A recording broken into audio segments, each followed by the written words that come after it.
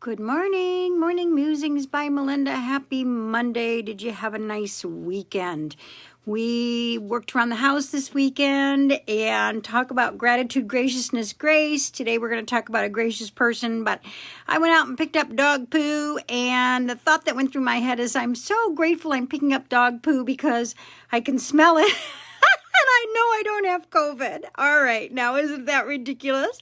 How much COVID has put itself into our brains? And then Elliot, my grandchild, and I were watching Dog's Purpose. And Elliot said to me, I just thought to myself, why aren't they wearing masks? And it's like one of those things that we are getting used to, a new normal. And until that new vaccine comes along, which they say is coming quickly, we need to continue to wear masks because COVID is getting worse and worse and worse and worse. And there are a couple of states that are closing down again. And we have to have that respect, kindness, and awareness of others and be able to honor each other. I've got a real pretty mask today. I have a variety of different masks. This one is from one of my clients that brought me one, so isn't that lovely?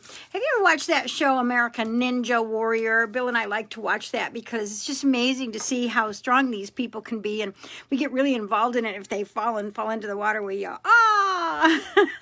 But one of the things that I love about that show is to see how gracious they are with each other, because, you know, it's a heavy-duty competition, and we've watched how the loser of the competition is so gracious with the winner of the competition, and it just goes to show when hardworking people are in competition, when you have graciousness, it's really amazing and touches your heart. So I found these 10 characteristics of a gracious person by Jim Martin, and I just loved this because it really smacks me of exactly what a gracious person is. But you know, I did a class on was it Thursday night with my daughter. We had a really great class, and I was teasing someone about something when she came up to talk, and I see that I did something that was not gracious, and that upsets me. So I've got to be able to make sure that I don't say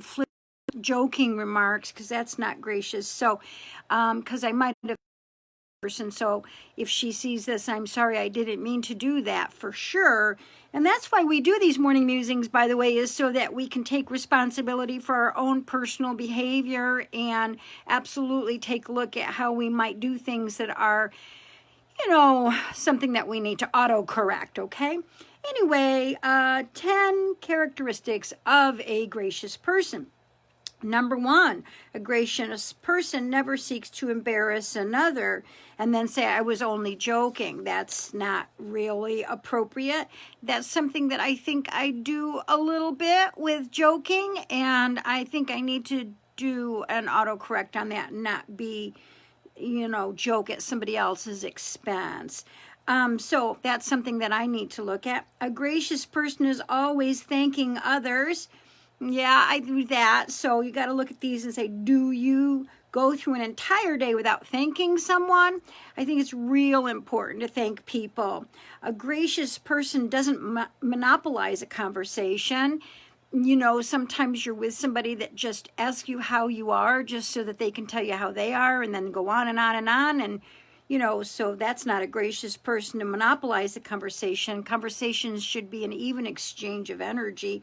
Also, if you're somebody that doesn't converse well and you just stuff your feelings or emotions and you don't contribute to a conversation, you're not gracious.